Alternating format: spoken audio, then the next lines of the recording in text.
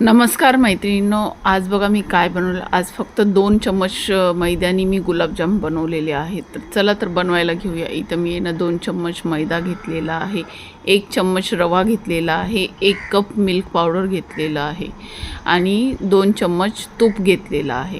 आता हे व्यवस्थित मिक्स करून घ्यायचं आहे आणि थोडासा बेकिंग सोडा घेतलेला आहे. तर आता हे व्यवस्थित मिक्स करून थोडंसं पाणी टाकून आपल्याला पीठ मळून घ्यायचं आहे.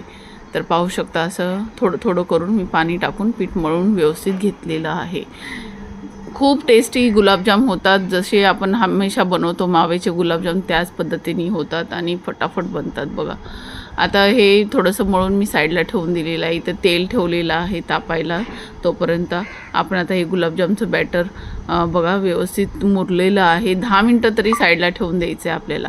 नंतर तुपाच्या साहाय्याने जरासं हाताला तूप लावून घ्यायचं आणि व्यवस्थित असं गुलाबजाम बनवून घ्यायचे.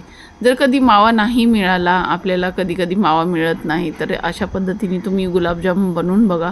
खूप छान होतात आणि फटाफट होतात. तर नक्की बनवून बघा. आता मी याचे छोटे छोटे गोळे बनवणार आहे आणि गुलाबजामचा आकार देऊन मस्त असे छोटे छोटे गोल गोल आकार देऊन बनवून घेणार आहे आणि तर तेलामध्ये मी सोडणार आहे. तेल आहे ना जास्त गरम नाही करायचं आहे. थोडंसं तेल म्हणजे मीडियम राहिलं पाहिजे, जास्त असं गरम नाही झालं पाहिजे. इथं बघा पाहू शकता अशा पद्धतीने मी गुलाबजाम सगळे काढलेले आहेत.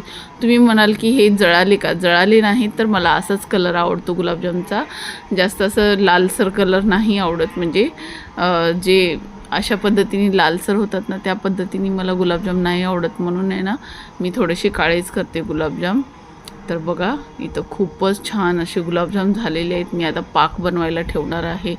आता इथं 2-3 चम्मच साखर टाकलेली आहे आणि पाणी टाकलेलं आहे. पाक आहे ना आपल्याला जास्त घट्ट नाही करायचं आहे, थोडासा पातळच ठेवायचा आहे पाक. त्याच्यामध्ये वेलची आणि थोडंसं केसर टाकून पाक बनवून घेतलेला आहे इथे.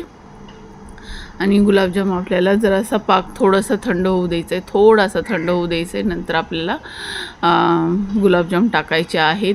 आणि इथं बघा पाहू शकता काय सुंदर गुलाबजाम झालेले आहेत.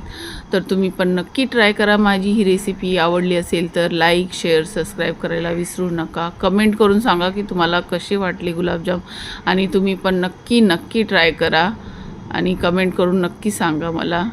पाहू शकता आतपर्यंत पाक घुसलेला आहे आणि खायला पण तेवढंच टेस्टी झाले होते. चला तर मग या तुम्ही पण खायला. बाय.